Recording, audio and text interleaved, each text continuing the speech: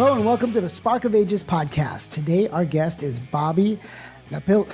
I'm going to screw up your name, Bobby. Bobby Nap. Everyone knows that. You know, most of my notes are hello from Bobby Nap because Napoltonia is a plague and a curse. As guys with Indian names who've suffered many mispronunciation, I feel compelled that we got to get it right. We can do this. It's phonetic. Napoltonia. Napoltonia. There you go. Now, Bobby's resume is way too long to go over here, so if you want, look him up on LinkedIn, and good luck trying to figure it all out, but it's an amazing background. Bobby Napoltonia has over 36 years of experience having built and delivered transformative technologies that we use every single day. From creating the global standard for JSON and bringing sound to computers at Creative Labs to democratizing the telecommunications industry with Twilio, Bobby has a proven track record of scaling technology companies. But most of you will recognize Salesforce's AppExchange that he built for Mark Benioff at Salesforce, which became a foundation for many of today's cloud companies and marketplaces, which has now grown into a $1 trillion ecosystem. Bobby's an authority on go-to-market strategies and is passionate about cloud computing, APIs, Gen AI, robotics, deep tech, open source, and building powerful ecosystems. Just a few things that you do, Bobby. Some of the key takeaways you can expect from this episode. What an expert in scaling growth for technology companies like Bobby focuses on when he's talking about go-to-market. A case study into how and why Salesforce built their AppExchange ecosystem. How to build a career with longevity and passion for what you do. So, Bobby, welcome to the Spark of Ages.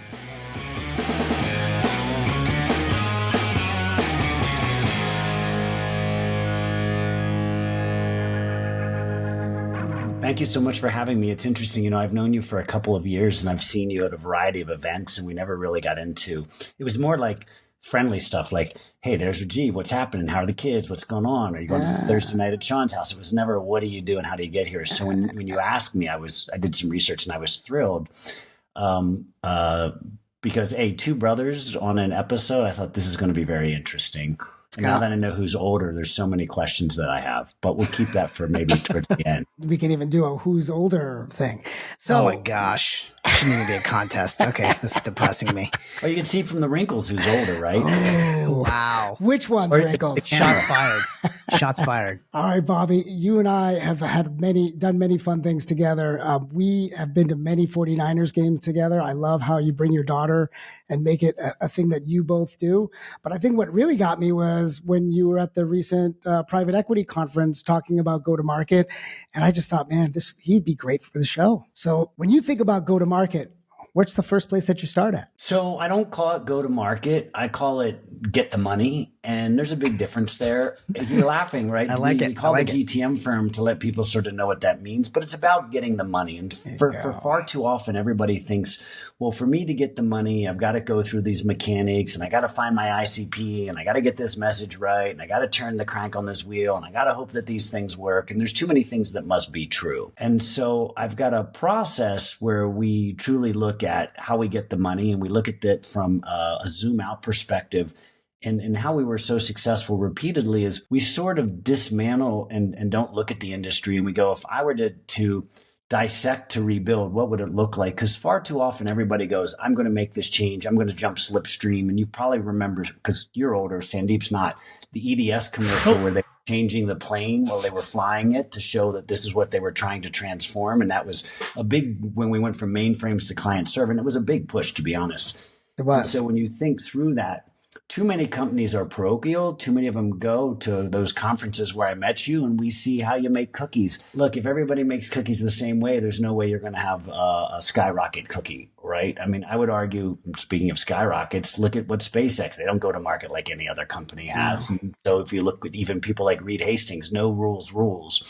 It's the ones that don't look at what people are doing that win. That's interesting. So they invent clever ways. I thought you were going to go into the whole thing about knobs, dials, and levers. Oh, we could definitely go into that. But think about this. Elon, you couldn't raise money. So he said, listen, who would like to put $1,000 deposit on a car? And the next thing you know, he had $28 million of someone else's money. That's called get the money. Let's Think get the about money. that. He basically crowdfunded. Yeah. He No kickstarted better it. way to prove that whether you have product market viability than to have non-refundable deposits. 100%. Right. That will tell you. So that's a great way and an example. And we could go on and on. You know, depending on where the money comes from, you'll hear me call it coupon clipping because it can be that simple if you grease the skids and you truly understand what that looks like. We transform industries by taking money from the utilities and then the government and end up getting sensors and ceilings to 1 billion square feet and didn't pay a dime. It was financed by other people. So when I think about that, we truly like to look at what's the problem. And, you know, you'll always hear me ask people, well, why aren't you growing faster? And the question of always is, well, I'm double, tripping. Good. So you read that in some book that told you about ABCs, A apple, B boy, C cat. Guess what? You're not going to be a breakaway if you follow fundamentals. All right. So you don't follow the fundamentals. Don't follow the fundamentals. Start with the notion of how you're going to get money out of folks. Yeah. And where that money can come from. And it's usually the most unusual spots. And if you think about it right, hence the ecosystem play, think about that. Those are all off balance sheet resources. I don't have to pay anything till you perform. Think about that. Like there's a lot to be said, hence why I'm a big ecosystem pusher, so to speak. Yeah. By the way, I learned it. I would love to tell you I made this stuff up. I learned it from the best of the best. Now I'll ask you, who is the company in this industry that guarantees that you don't eat unless you push their product and your kids won't eat and they won't wear clothing and they won't go to school? Who is that company? I would say if you are a partner of Microsoft. Bam, bingo, you got that. Bingo, that's the $1 million prize. If you're a Microsoft partner, you'll sit there on the sideline till they bring the right things to market. You'll wait. You are a captive audience and your kids don't eat unless you push their stuff. And it was really around ecosystem enablement. And if you think back to that meme we saw of Ballmer jumping up and down, it was developers. Now it's less developers. It's the sellers people want access to in these marketplaces.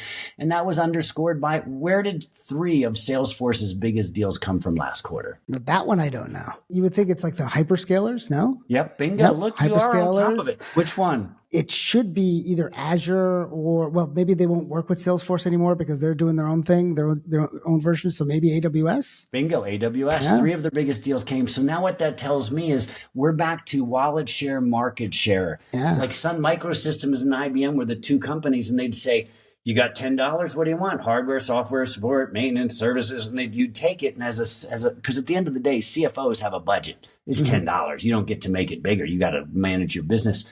And so I believe these marketplaces are going to have a bigger impact in the next 10 years than we even know because they're going out and securing all the money from a company. And then you can buy anything from them. It's like the new Walmart. So it's like Amazon in a way, right? And you go to like buy Amazon something on our credit cards. How many things like for Halloween? People were like, "Hey, where'd you get that cool Top Gun leather jacket?" I'm like, "Yeah, Amazon." Amazon comes to our house every day. So why would you not do that same thing to the business? And you see them. Look, here's an underscore to make that true. Guess who's going to reinvent this year? Are you going? Andy's going. We hadn't seen the old boss at any reinvent in like a long time.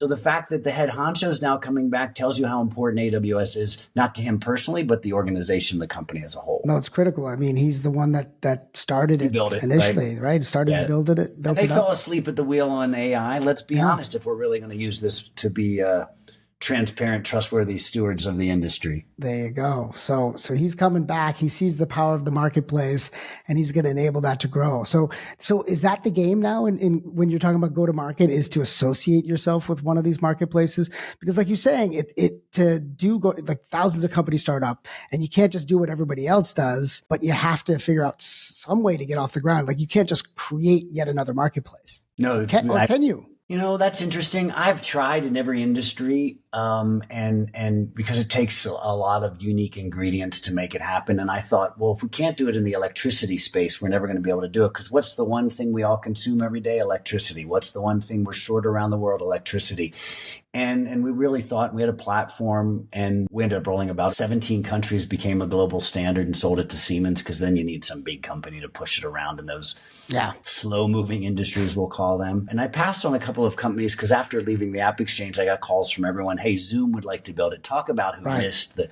Talk about who truly. That would have been the perfect marketplace, right? For putting up different apps. VMware had a lot. VMware, think about what you could have done. A lot of people. I went and talked to Paul when he was running it after Diane, and what you realize is that there's very few people like Mark that could pull it off. And so you asked those questions before you even go in. I was fortunate enough, Mark and I launched our startups at the same time, at the same conference, the demo conference in 2001, and that's how we met. That's amazing. We didn't get funding, and that's when we open sourced and it became JSON. And eventually he convinced me to join him on a mission that we clearly democratize the cloud for the world. Can you go a little bit further into what the big miss for Zoom was? Just help me contextualize that. Yeah, they didn't want to build out. And so if you think about this, and I'm not going to be able to turn. Why do companies like Gong exist? Anybody can do recording and transcripting, right? And, right, but and then take some insights and offer that to a lot of people, right? And so why do I need a separate thing? Why couldn't I just build that into Zoom? Which they did way later, right? Too late, right? You would argue everyone does things too late because you either have to be the leader or a faster follow. And at some point you can't even catch up on your own platform. And so think about those. Why do they do it? It's a big undertaking. If you really want to build a platform and you start saying you have the fortitude and stomach to build, like it's a 10-year journey. It's not like, let me start it. And it's a heavy front end investment to get people to have a design win on your platform that you'll actually be able to do it. Our blessing at Salesforce is I had the holy grail. I own the customers. Guess what you wanted? Access to my world. So you would jump ball and do anything I needed you to do to have that access. So in their case, in a way, they started because they were direct first and had so many customers and had the customer record, they could push people to that, right? You actually had for your customers, every customer record. And then you could say to them, hey, I'm already here, I'm extending, and then I'm going to build this marketplace. So it was a weekend away with this guy. You probably know Jeffrey Moore. Yep. And we talk about crossing the chasm inside the tornado. And he beat the hell out of us on what's your core versus context. If you look, you know what that is and you know what the importance. And every CEO wants to own everything. And he beat us up over the weekend to realize you just need to own the customer. And I wish we had a different word for that. You know, back in the day, it was called the customer master. The master word's a hard word. All it really means is source of truth record. If you think about it, what does SAP own the system of record of? Right. Manufacturing. You don't manufacture without. What does Oracle own? Financial services. Financial. So we had the opportunity to own the customer system of record. And when you do that, it became complete complement extend. What are the things you need to grow? And then it was build by partner. We couldn't build it, didn't have enough engineers, had no money to buy it. So the partnering became that. And then we just started this episodic thing of what do we need to make the sale go better, faster. And those were the off balance sheet resources that did my product roadmap completion. Right. You could Think see, about that. Right. You had the underlying core elements. You could see people building various things off of it. And because they were selling, you could see where the market was going, right? Where the market was trending. But you still had to put a ton into enabling that infrastructure, which didn't produce the normal ROI you'd expect in the first month or 2 months or 6 months or years. This is really good. This never came up. And when you said that this triggered it, we were only able to do it because we ran in parallel a product offering called PRM that we could showcase to the world what we were building by drinking our own champagne. And you know, Eli Cohen, was my product manager, and we went out and showed the world, here's what PRM in a high tech looks like. And today you have companies like, there's companies out actually making a business out of just that. And we offered it as a feature and an offering because the partner ecosystem is so important, but not just for high tech. Most industries actually have ecosystems that sell for them. All right. So for all of us, for the rest of the world, what is PRM? Oh, good question. Partner resource management. And so what you need to do is managing your people, partners, just like you direct sales, right? You have to, are you trained? Did you sell? Where's the pipeline? Right. Where's the activity? Did you follow up on that lead? What are you doing? Did you deliver? Is the customer happy? I mean, it's just an extension of your exact. It's like it's your CRM, right? It's your CRM for focused on partners, managing them, giving them, enabling them, and all of those. Yes. Yes. So that was critical as part of this because you want to see who's performing, who's not. Where do you put your resources, and then help those folks. And then everyone adopted it from Symantec to Veritas to every high tech company in the world because we got to showcase here's what great looks like. Wow. Everybody in the world wants to build a platform, right? Every pitch is all about building a platform. Yeah. But it's not that easy to pull it off. It's much easier to pull together an application than it is a whole platform. Well, if the application, you solve a problem, I cure diabetes, I stop diarrhea, I top your cough. I mean, like those are things you'll pay for dearly, right? Right. Versus the platform, how will it benefit me? What will come on? You know, we had to sell CRM before we could launch force.com because no one would have come to build it. And then one of my tasks for Mark was go find someone to build a CRM on your platform, and then I'll know we have a real platform. That's right. So that the platform part of it is the extension of it to multiple places. It's not the single use application like solve my solve my cough, solve my diabetes Right. It problem. was for CIOs who had a backlog, and for the first time they saw the clicks not code platform, and so they were blown away that they could attack a backlog list. That was how we really, and we made them the chief innovation officer versus the chief information officer, and they got to do things that role has never done before. That's pretty cool. Awesome. So I want to take a quick step back, Bobby, if I could, just to get some basics for the audience. Like, you joked about how your resume is too long to really state in a bio or in an open, and you call yourself a chief helper on your LinkedIn. So what does the day in the life of Bobby Napoltonia, the chief helper, look like? Like, Good question. What's your day to day? We all have to realize, what are our superpowers that we want to apply to make sure we wake up every day happy, and what is it that we get gratification from? And so I'm a big believer that changed lives change lives. And I grew up poor, son of a waitress truck driver in Pennsylvania, and happened to get the right opportunities and took advantage. You'll hear me call it chopping wood. And when you think about that, that's just to burn so we can have heat so we don't freeze to death. But you've got to plant those trees and love them and care for them to actually get them to grow, to get the wood to chop so you could cook and eat and not die. So it is a whole life cycle of things.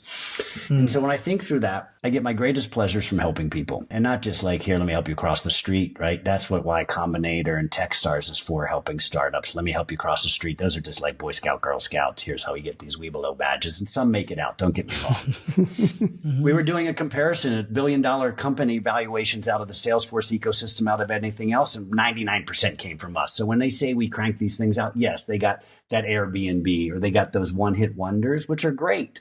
Everyone likes the Macarena.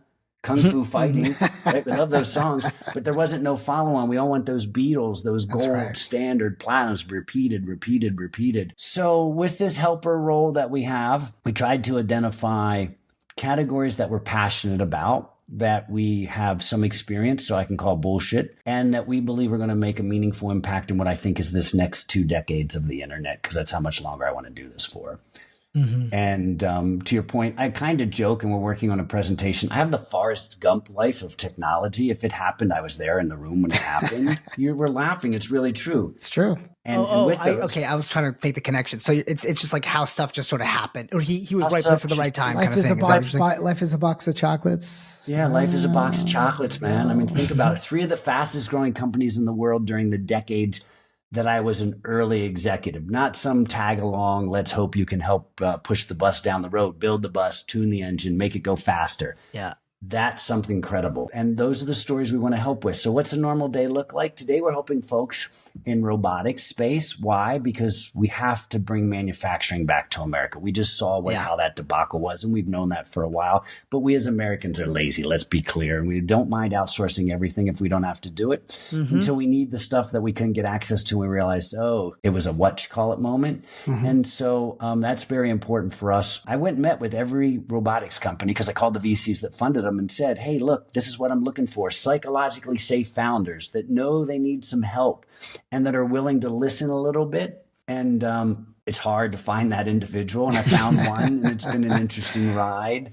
We just announced 2 weeks ago, $100 million in funding to roll out robots as a service. Sound familiar? Wow. So that we can transform the shop floors. Yes, we raised money so you don't have to spend money. Think about that. If you're in manufacturing, you go, God, I got to overhaul my shop floor. It's $3 million, and I can do it for $200K a year, $250. You have no excuse now. And by the way, you don't have the shop floor. Guess what? We have these foundries we're propping up across America that you can ship us the parts and we'll do it for you. Just like Apple makes phones, by outsourcing them to those other people. Gen AI, I was there for no software, so I'm going to be there for no applications. Look, CRM's white collar workflow, do your job. When I worked at UPS, we had the same workflows, except I cracked a whip and made the people get measured. That's all CRM is. You know that. They're just it's a white collar workflow. And so it's all it is. There you go. Let's be clear. True. And then from that model, start saying, what are the most important things? And this is the one that's been keeping me really up at night. Are you?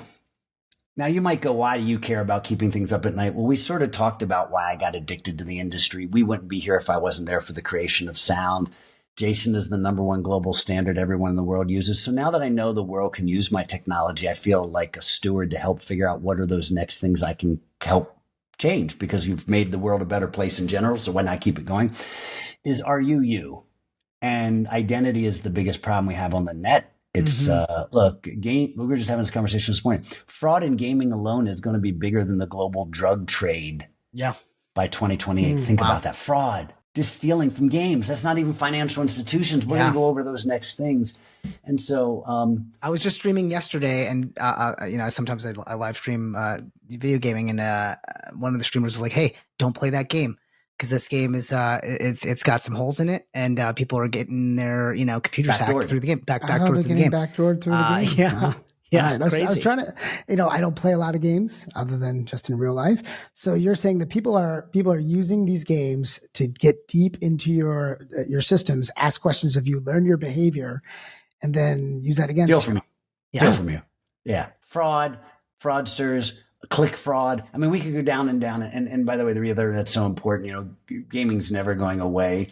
And we now, how I know how big gaming is? What did Microsoft play for Blizzard? Right, they paid like what? $65 billion. Okay, that's not like $6 billion. That's like $65 billion. It's good use of their cash. That's a lot of money. That's more than 10 times. So was that 12 times the amount that Disney paid for Star Wars franchise? There you go. You know what they get is what they really bought, in my opinion, is kids are learning from gaming. Tomorrow's education system has to change. What can we learn from all of that? That's really what it boils down to, in my opinion. They didn't need the money, right? They needed to understand what tomorrow looks like today and how do I own it. Right. So you're trying to, that's the big win for them, is understanding people's behaviors and understanding 100%. What drives them. We've never seen anything like this group of kids, and cookies are going away, and where's that marketing money go to? And social isolation's real, and they got something called, they all have cancer, right? They all have cancer. Right here it is. And that cancer eats up the time that they can never get back in life. You've got kids, if you know what I'm talking about. It's terrible. You see it on the employees. It's insane. I look at a 22 or a 23-year-old working. They spend more time on, like, what are you doing on your phone? It's a cancer of attention. I never thought of it that way. 100% it's the cancer of it. And not just attention, but uselessness that you can't get your real work done. 100%. No, I think of it as more of a drug, right? It's a drug. You're hooked. It's sucking in your dopamine receptors. You feel like you have to touch it. How many times you touch a phone in a day? Oh my gosh. Right? You touch your phone more than... I got mine, like it said, we had a day off a couple of weeks ago, and it said, you didn't work long enough this week. What happened to you? Oh gosh. Right? Versus yesterday, it was 6.9 hours a day on the phone. I'm thinking, wow, that's a lot of time. When do I do work? Yeah. No, that's crazy. That's crazy. So helpers. So we start by looking at the companies we're working with, where they are in their life cycle, what is it that they need, and what are the things that we can do to accelerate them beyond where they are today. But you're like hunting for these companies. No, usually they find me. Oh, they find you. Oh, okay. The VCs is the community that I've been fortunate enough to tap into. But, this is a great conversation, because then I started learning VCs spend dollars to get pennies. Because it's not their money and they still get paid and it doesn't matter. Private equity spends pennies to get dollars because they need to make that money or they don't get paid. Then we look at small market cap stocks. They'll do anything to stay alive and save cash. So what we're really doing is looking at who has the biggest need where we can go. We just jumped into our first publicly traded company last week. And so we're going to try to say, is it your product portfolio? Was it management? And can we help unstuck you, right? Because you're clearly stuck. So Bobby, you're saying we. So is it you and a group? Or are you saying you are people that you assemble for a particular situation? Are you like the Navy SEAL crew that jumps in? And you pull people from different like smoke places? Jumpers. Sometimes we don't even know what the fire's like when we jump in, depending on what they are. But yes, I would equate it to the Navy SEAL. So I say the we. So I've got a partner who I attest. We can all build things, but if the world doesn't know it, doesn't matter. Nothing happens. So the gentleman that got me on stage back in 2001 is a media man. And he's got his own podcast. He's interviewed everyone from Mark Cuban to Heidi Rosen to Nolan Bushnell last week. And so we use a lot of that then for the content, because our industry is the change that stays the same. It doesn't change. Everybody thinks it is. And I meet these young kids. I was just at TechCrush Disrupt, and they're telling me things like, I saw that in the 90s. That's right. It's just in a different form. It's in a different form, right? We're always trying to solve a lot of the same problems in a different form. And we have friends of ours that fund companies that continually disrupt the current players. So it's part of that fun. Here's where I'm going to tell you, this time it's different than any of the other times before. Why is it different? Okay. Is this AI, cloud? Yeah. What 100% makes it different? it's AI. 100%. Cloud computing democratized it so that everybody could have an excuse, right? We can all have gym memberships. right? You sign and drive. Cloud computing made it so you didn't have to have that. And when you think about what AI is going to do, and I've got a couple of posts that I'll do from the smarter people than me. Brett Queener, who worked with me at Salesforce, really wrote, there's no better time to be a founder. One, yes, it's hard to raise money, but it's always hard to raise money, even in go-go days, unless you know what you're doing. But if you think about the opportunity, this for your business, Rajiv, the opportunity to know everything about your customer through AI or prospect is unprecedented. It is unbelievable. Yeah. The ability to cost effectively touch and reach them we've never seen before. And the second post that I'll do is this guy, Adam Bosworth, who is our sponsor, where I thought we were going to sell state software to BEA, is he did a post last week. He was a super technical person that I respect. There's like 10 I've met in my life, and he's one of those. He spoke about how he's been looking to write this application, and he didn't have, at the time, he thought it would take him a week. And so he decided to make the machine do it, and it blew him away. And when that level, he created JRocket, the app server that ran the internet. So when someone of that caliber makes the statement that, holy, this has happened and the machine wrote the code, and this is like a grade 1 Google engineer code, it's over. Oh, they change. Yeah. I have folks who, when I have a set of folks who write code, who write AI for me, that for our marketing applications, but then there are folks who just are really good structured thinkers. And they, with a big ass prompt, basically write an application, and it'll ask you questions. It'll give you answers, but they didn't write one bit of normal code.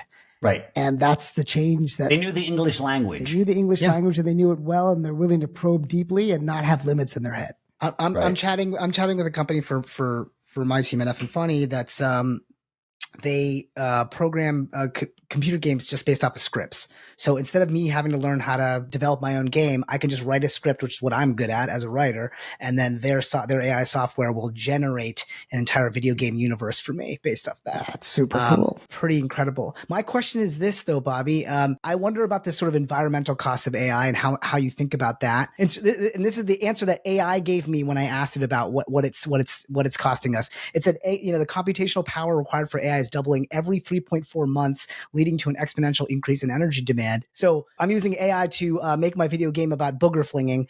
Is that how we want to burn down the rainforests? I'm asking, are you asking a loaded question because I spent some time in the energy space? Maybe. Right. So there you go. I have a lot of perspective on the energy secrets. utility and the grid on a global basis, having seen it like in a lot of the countries around the world. Ours in America is the worst, without a doubt. It's insane how crippled it is, and now are old and decrippling, and it's pathetic, to be honest with you. But I was blown away. I'm from Pennsylvania when I saw that they're going to fire up 3 Mile Island because we need to bring back a nuclear reactor that leaked just because we need power from Microsoft to run a data farm. Now, I think what we really should be asking ourselves is, if we backtrack, we haven't built data centers in 2 decades. Now they're coming back, and they're going to be more powerful, and they're going to be put in places that we've never had before. What do you think that my number one concern with us building them, besides the need for power, because power will figure out, look, we've got old coal plants that we could fire up. Yes, they're not dirty. Wyoming has 44% of the coal in America. You add 3 states, we have 70% of the world's coal in America alone. So we're not running out of energy anytime soon. We just choose to have cleaner energy burning.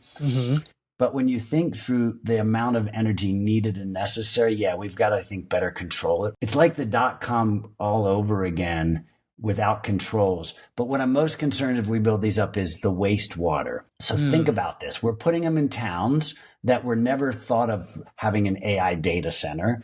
That equipment requires fresh water to remain cool that you can only use 2 or 3 times. You got to discard it. And it's going to your wastewater treatment plant in your backyard that doesn't know anything about stripping out metals and what came out of there. So what's going to happen to the towns they're building? We're going to make a bunch of Flint, Michigans across the country. So I'm worried about that part of it. It's no different than you say, how much does it take to make a battery to power a Tesla? And you look, you got to dig a hole so deep in the earth just to get at some point, I think we got to be true to ourselves and ask, are we solving problems that don't need to be solved and creating industries that we need to create industries?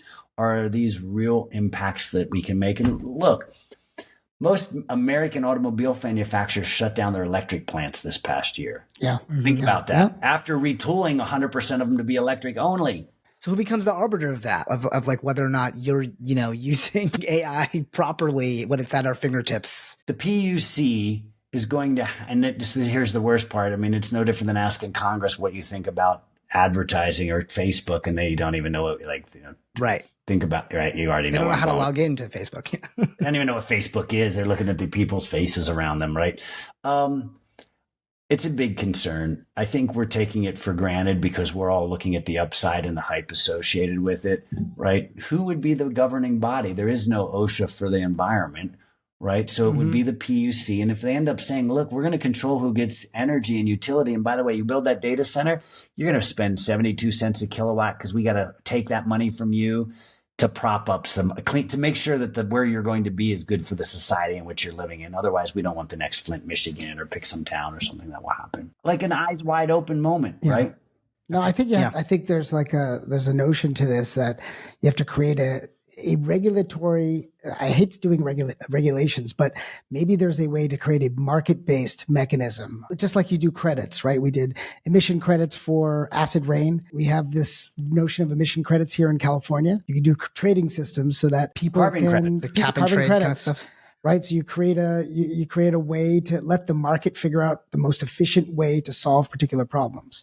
And if that's one of them, if one of them is we need power, but we need clean power, and we need power that where the water is clean, we have to, that becomes part of the solution, right? When you say that we need the clean power, who's the we?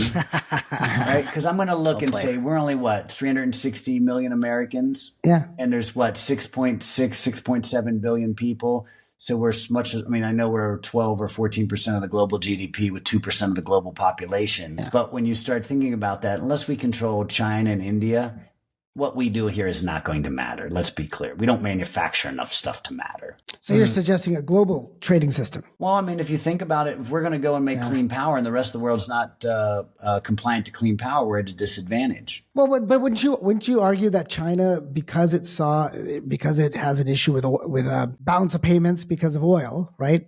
Foreign exchange leaves them to buy oil, and they saw an opportunity with solar energy. They decided to really invest in that. They decided to invest in EVs, and so they're way ahead of the rest of the world, right? If we didn't have tariffs on Chinese vehicles, we all might be driving one today. We would be. Yeah. So China, when it sees it in its self-interest, may surprise us, right? Didn't they build more solar and wind last year than the U.S. did ever? All right, here's what they did do. In a matter of 2.5 to 3 years, they poured more concrete than the rest of the world did in 99 years. True. Think about that. Wow. More concrete than the rest of the world in the last 100 years they poured in the last 2 years. They built cities that are still desolate and open, They built the roads to nowhere.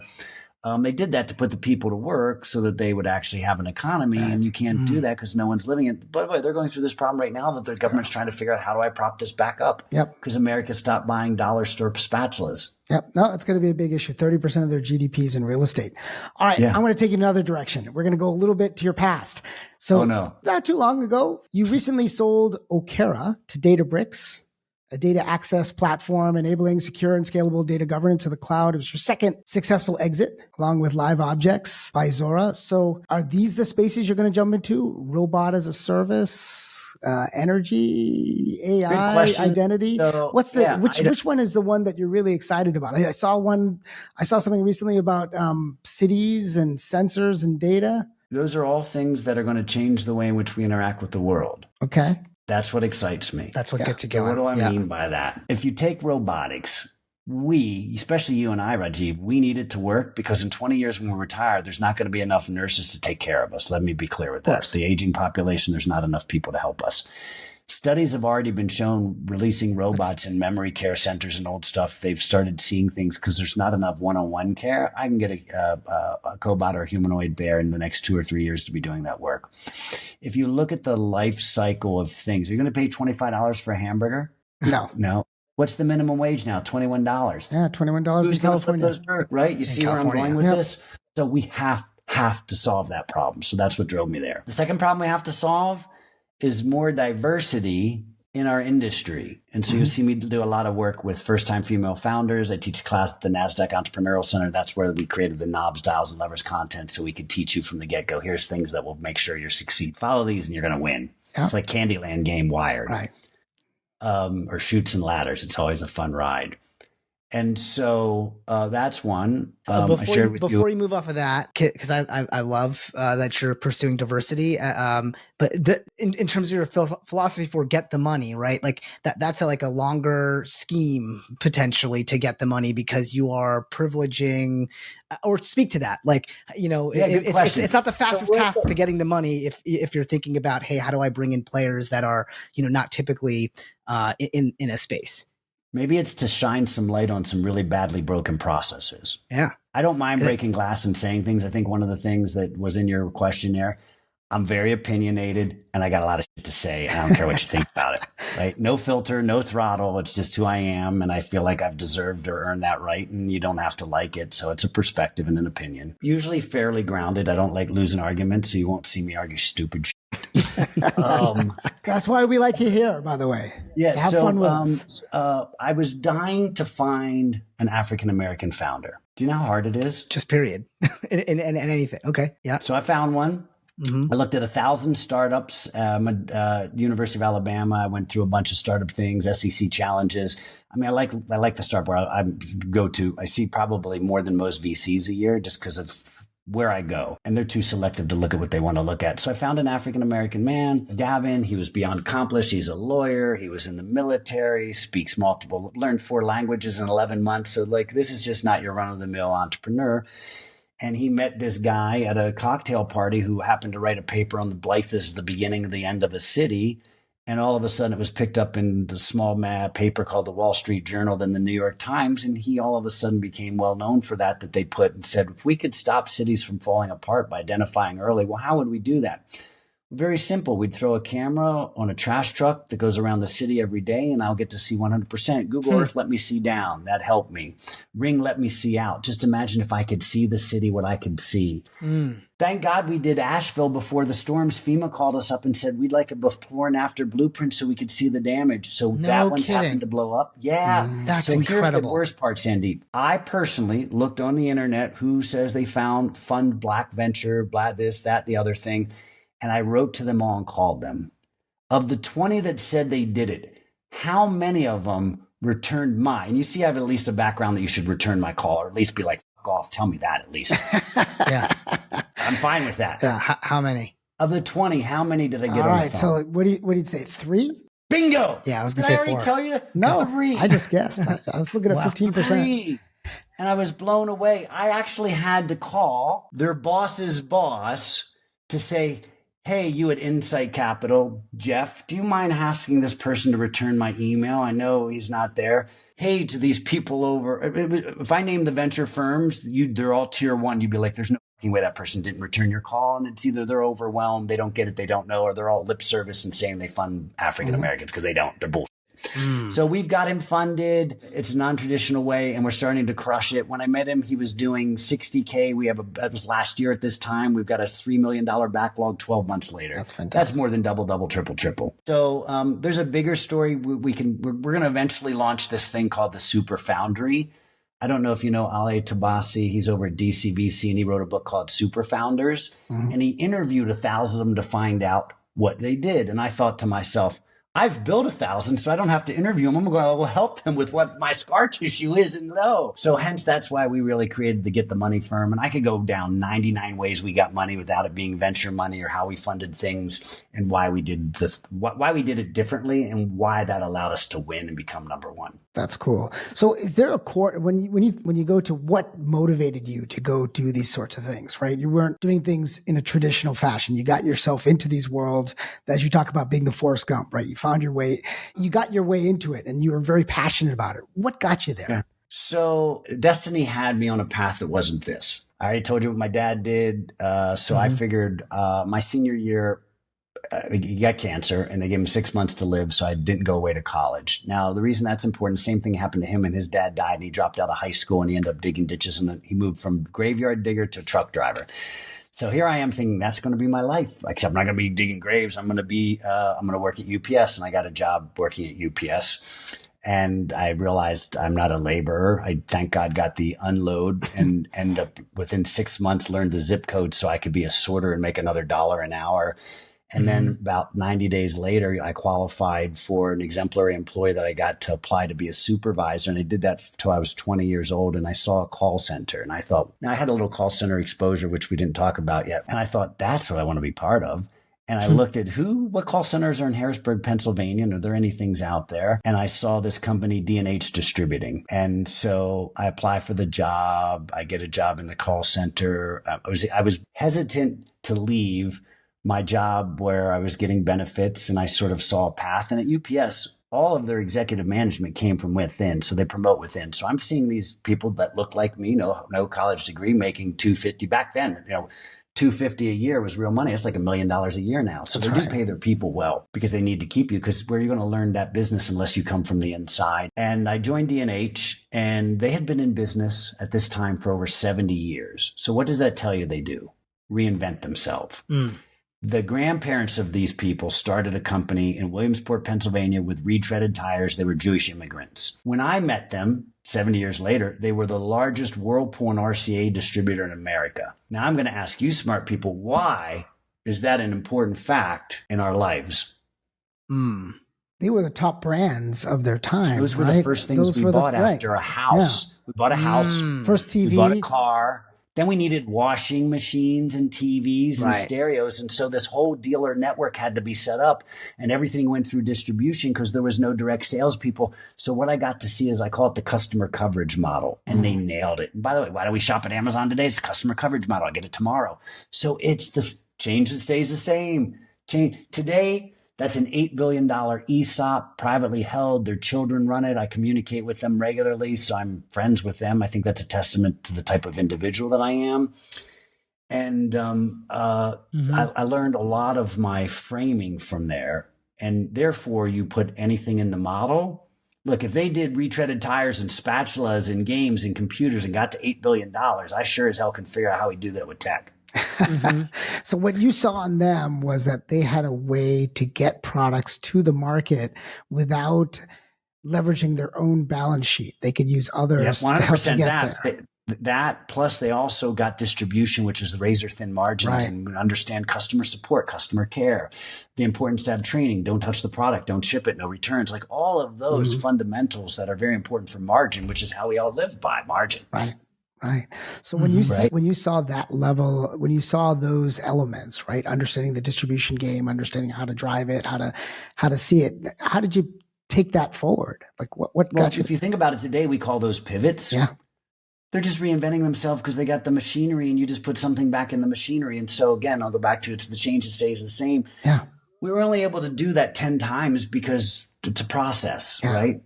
But situate me in so how old were you when you got this job? I want to look at it from your lens, because now you're speaking with all this wealth of experience, with all these really sort of catchy bits of wisdom. But as the 20-year-old, how are you looking at this operation, and how is that influencing you to then go to the next stage versus just being like, well, I'll just be, climb the ranks here, or, take. That's a really good question. You know what I mean? So it couldn't come better timing. I hired one of our first employees to the firm, and he's from Harrisburg, Pennsylvania, and from the Jewish community. So when I tell you that I'm a giver and give back to the things that make me who I am, it's really true. The women things I do, I had a strong mother that put me in a position that if I could enable women, we could talk about some of the ones and where we've made impacts and who they are. It's a passion driven, Sandeep, hence the chief helper, helping others. Growing up poor and Catholic, the one thing you knew how to do was give and sacrifice. I mean, we might be laughing about that, but those are fundamentals. I always say my mother gave me the most priceless things in the world. Manners doesn't cost us anything, right? Things that greeting people, engagement people, things that you don't have to have money to have that can set you apart from those that do. Yeah. So I saw the power of a call center. That led me to believe what's out there. I spent 7 years at the beginning of the birth of the PC, by the way, Microsoft went through distribution, HP, Compaq, Apple, everybody, they used rep firms. And we're starting to see some things. If we did a follow-up, I'm going to project what the next decade looks like. And it's not like this. In the next 2 years, we're going to see that change all because of the AI comments we had. And so, because you're not going back to college at this point, you're in the workforce, and you're going from here, right? I do teach at colleges, so I don't know if I go back. My daughter's at the University of Alabama, so I immediately knew. I'm saying back when you were, in your 20s. and you're going from call center to the next gig. Oh, right. Great question. What college could have taught us this? Yeah. No, I don't know. Yeah. How about none? Which is why I maybe get zero. invites to go to MIT and Harvard to come speak about the digitization of industries because no one's done these things before. No, it's super inspiring. So I kind of want to put people in the perspective of you at that age and to really think about how I want to hear about how you thought about that stuff. The real question was I was beyond curious, and they afforded me every opportunity. I literally was just telling the story to the gentleman that I hired. They allowed me to work weekends. Listen, I learned how to do punch panels, twisted pair. I did Cat5 cables, crimping. There was no shortage of work. And if you were a worker, you know anything about that community, it's all about work hard, work hard. Mm-hmm. And they allowed me to do that. There was no stopping what I could learn there. Yeah. And then how did you get from there to Silicon Valley? Great question. So during this, I got to see all the 7 years. So you got to remember the beginning of the PC. We're talking green screens, core data, names people here never heard of, orange screens. And so I got to see the birth of the x86, 286, 3646, 10 megabyte hard drives to where we are today. And so you saw a lot of roadkill. And I'd been offered a lot of jobs in that 7 years there. And I thought to myself, I'm never leaving here. I see how you treat people. You've been in business 70 years. I'm going to retire. This is great. I love it here. And they treated me so well, like a family member. We joke around. I was Bobby Napolstein because it was easier to pronounce. Bobby Napolstein? I like Bobby that. Napolstein. I like that. That's kind of cool. Yeah, like right. That. And so I was part of the tribe and all of that, and they really welcomed me in. But back to the essence of your question, they afforded every opportunity to work. And you heard me chop wood. If you work hard, things will pay off. Work hard, it will pay off. You know that. That's great. So then you found yourself in Silicon Valley. You got your chance. So no, I'm looking and I passed on all these jobs and we have a I get to launch the software division. We're getting into software at the time because we was mainly hardware and it was gaming at the time at the beginning, early productivity tools. And we had a multimedia event at our facility. And so a bunch of companies came to it and sponsored it. And I met these two gentlemen and we were going to the offsite, which was you could golf at the Hershey Country Club or go to Hershey Park. And so they asked me, where are you going? I go, I'm going to Hershey Park.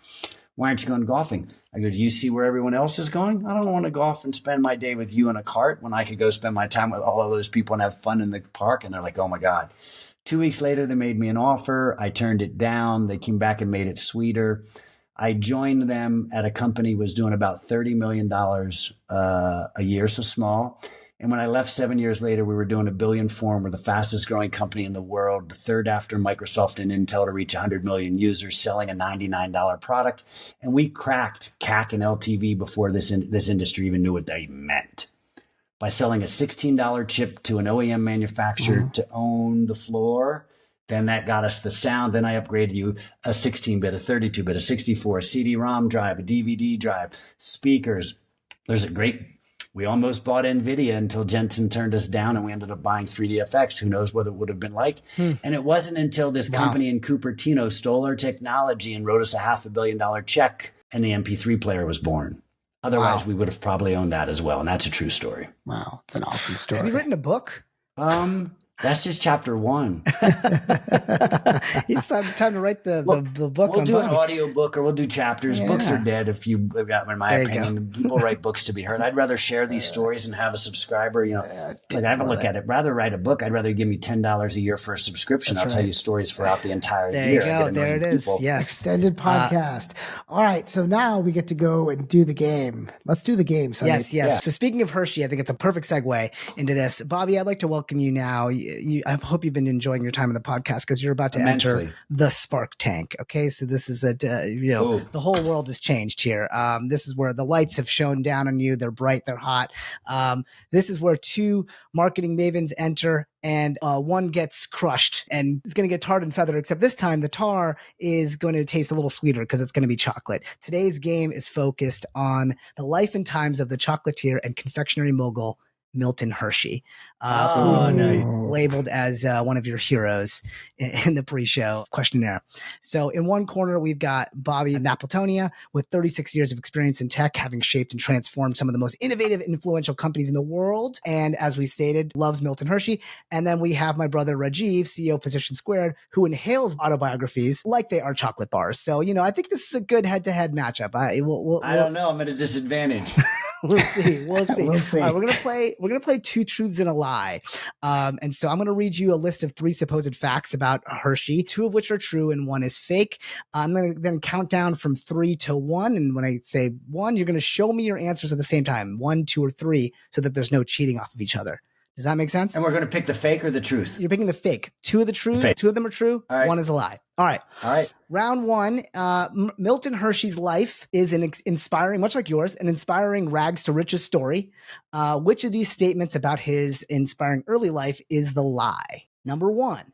Milton Hershey only had a 4th grade education, but he was determined to learn a trade and become successful, so he apprenticed for a printer before he was fired for spilling ink on the printing press. Number 2. After failing at his first confectionery business in Philadelphia, Hershey eventually moved out into a frontier town in the 1880s, Denver, Colorado, where he struck gold in a very unusual way by learning to make caramels with fresh milk. It was white gold.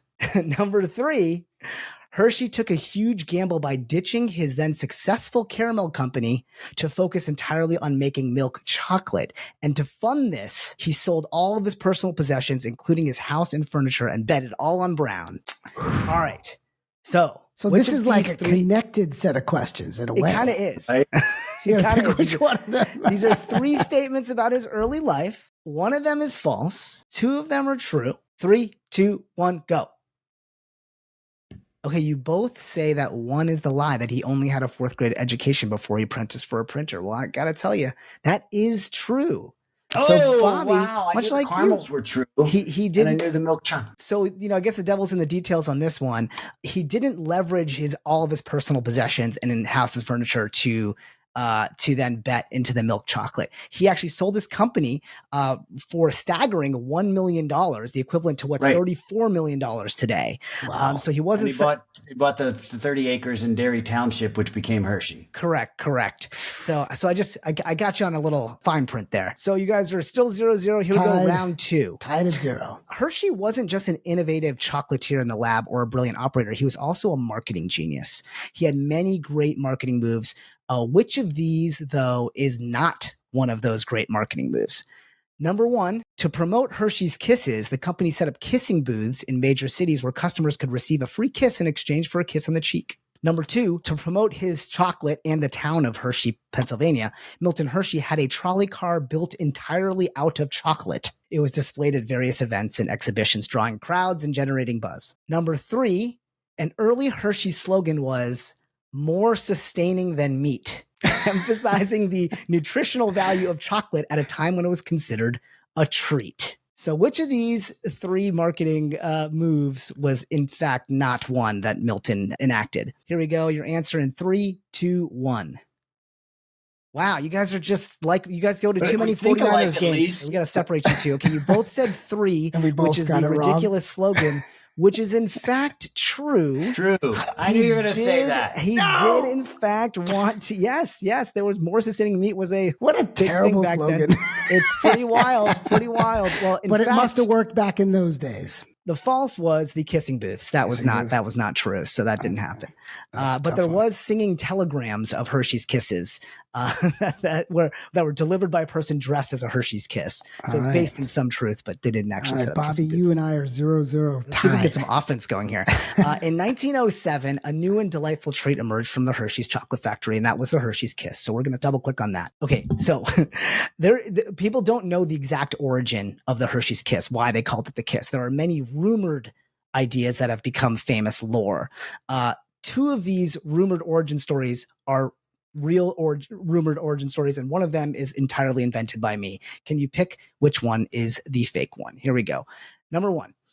Milton Hershey, a man of few words, believed in simplicity and quantity. He often referred to the acronym KISS, keep it simple, sweetheart, to represent his business and marketing philosophy. And it was an employee who then suggested calling that silver-wrapped treat a kiss. Number 2, the Hershey's Kiss was inspired when Milton witnessed an assembly line chocolatier who, after accidentally dropping a dollop of chocolate on the assembly line, kissed his hand after he cleaned it up.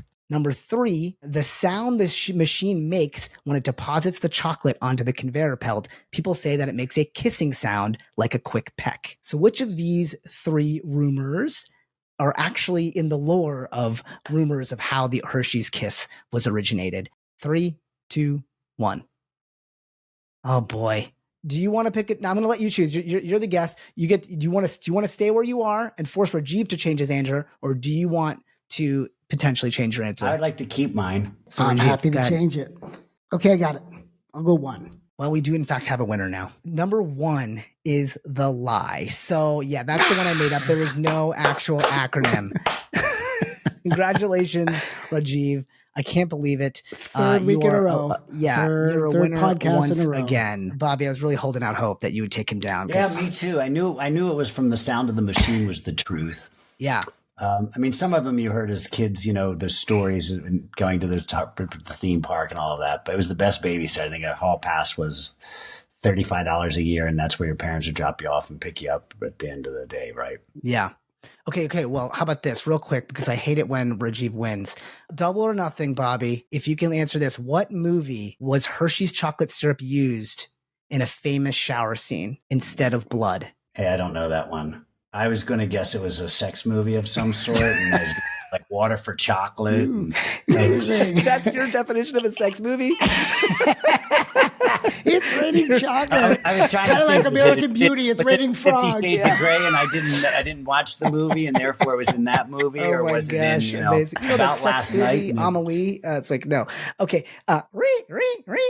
Any hints there? It's Psycho. Yes, Psycho was Psycho. the movie where because it was black and white, right? It was black and white, exactly. So You they couldn't used even tell. So it Alfred probably just Hitchcock used Hershey's chocolate syrup instead of blood. Genius. All right. Well, that unfortunately makes Rajiv the double winner. Congratulations, Roger, on your 3 podcasts in a row win streak. And Bobby, thank you so much for playing. Thank you for making Thanks my for day. having me. I'll lose to Rajiv every day. As long as I get to hang out with you, Bobby. All right, Bobby, we have a few questions that you're going to answer super fast. All right, here we go. This is our final few. What's your anti-portfolio? We all have a company we wish we invested in, or a company that hired us, or a company that you founded. Give me 2 of yours. Anti-portfolio, meaning that places I didn't go to work. That's right. You wish you could have worked there. You wish you had invested in it. Something you wish you could have founded that you came close. There's too many. There's far, far too many. Nest is one, and I thought no one's paying $350 thermostat, and they weren't. They wanted the data from the people's homes. So that's definitely one that I passed on. I actually did the commercial version of that, and that's the company we sold to Siemens. So I wasn't far off. And the interesting part was husband and wife. One was at Kleiner Perkins, one's at Foundation, and one had a consumer and one had the commercial, and they were both vying for where I would go to work. And it started with the people first. I chose her over him. Anyway, amazing. That's probably the first one. I don't have many regrets. You don't have any regrets. Well, I like that. I like that. Here we go. What's your personal moonshot? What pops to mind immediately? Owning a sports team. Oh, that's awesome. I love that. Do you have a favorite life motto? Work hard, play hard. Work hard, play hard. Love it. Next great thing you plan on starting? Book, TV show, movie, podcast, video game, money's no object. Money, even making money is no object. Great question. So I recently moved to the Pacific Northwest, and I discovered what I think could be a gold mine that we haven't seen anywhere else in the world. I've been trying to figure out how we take Silicon Valley DNA. I talked to Nicola, who runs the entrepreneur program over at the NASDAQ, and we say, if you could just get certain things out of Silicon Valley and repeat them. And I think here in Bend, Oregon, there's a lot of the things that could make Silicon Valley absentee a university, although there are 2 not far from here. The amount of wealth is here that is Silicon Valley wealth has blown my mind away. It's a bunch of startups. And so I got to keynote at the Bend Venture Conference a couple of weeks ago. My goal would be to coalesce the community and see if we can get like a real moonshot out of here. Now, why do I believe that? Listen, I'm hanging out with a guy that ran AI at Apple for 9 years. He lives in my backyard. Like, there are other people like me that have come here. The guy that runs KKR Software has got a place up here. So I start thinking, if you had to take the pieces that would make it happen, we have them. How can we assemble that? And can we make this microcosm? And can I build a bridge to Silicon Valley? Because we need outposts. You know, it can't be the heartbeat forever. We have to. I'm a big, whenever folks say, we're starting here, maybe Miami, Austin, Boston, wherever, I'm just thrilled. I think we need more competition. Competition's always great. And it's important to create this ecosystem that goes around the world. So I love the idea. So Bobby, thank you for having us here today. Wait, I got one final final one for the final fast four, or whatever we're calling it, which is, I have down here that you traveled with the circus for 3 years. Give me your big takeaway from that experience. Oh, wow. It was the most incredible experience of a lifetime. Well, first of the animals, I fell in love with elephants. I spent a lot of time with the animals. So that part was a blessing as a young man. And the takeaway, though, was I ended up getting on the business side of it. And I ran a joint. And so my second and third year, second year I was on cotton candy. So I learned from a gentleman, Billy Rawls. And what I learned was cotton candy, you sell for $1, your cost of goods is 3 cents because the cone costs 1, flossing 2, human labor. And by my third year, I'm 15 years old, I have 4 people working for me and I'm running probably a couple $100,000 little enterprise. Yeah.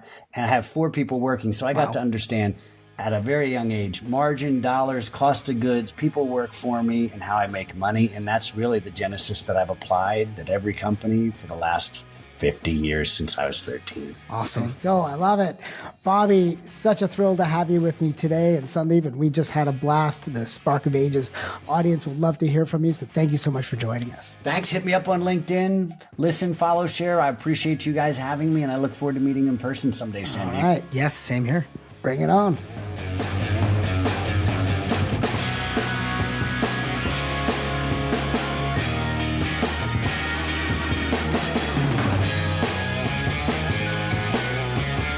All right. Well, that was just a lot of fun. Bobby is just it's like drinking out of a fire hose. He's right. Instead of water, you're just drinking information on the history of tech. It's a mega stream of technology chocolate.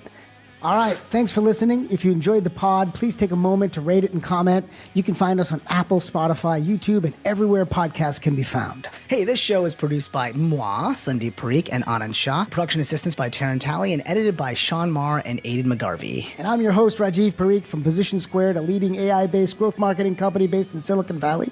Come visit us at www.position2.com. This has been an effing funny production. And we'll catch you next time.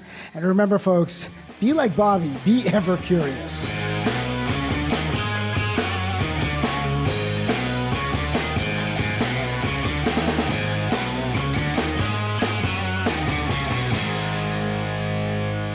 For our listeners, we generally, there's a pre-show where I run down a list of housekeeping, and then I ask, hey, you have any questions before we begin? Now, Bobby, our guest today, decided to ask a question right off the top that I think is worthwhile answering on the pod. So, let's go. Bobby, give us your question. Most certainly. Who's the most interesting interview that you've had and why? Yeah, this is obviously a potentially charged. We get a lot of crap for this. Yeah, we could. And use a lot of your buddies here. But I don't know, Rajiv, what comes to your mind? I think about a couple. When I think about the highest performers, Ankur Srivastava did really well. David Yakubovich did really well in terms of David just was great. Raw numbers. He really rocked it. He's got an amazing community. I really enjoyed 2 of the women on the podcast, Anne DeGeest. Anne was awesome. That was on my list. Joanna Strober of MIDI Health.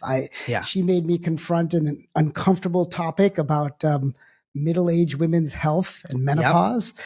And I think that was fun for me to learn to be natural about it. And then we have fun ones. We had the crispy, crunchy chicken. Oh, she was a rock. She rocked it. Yes.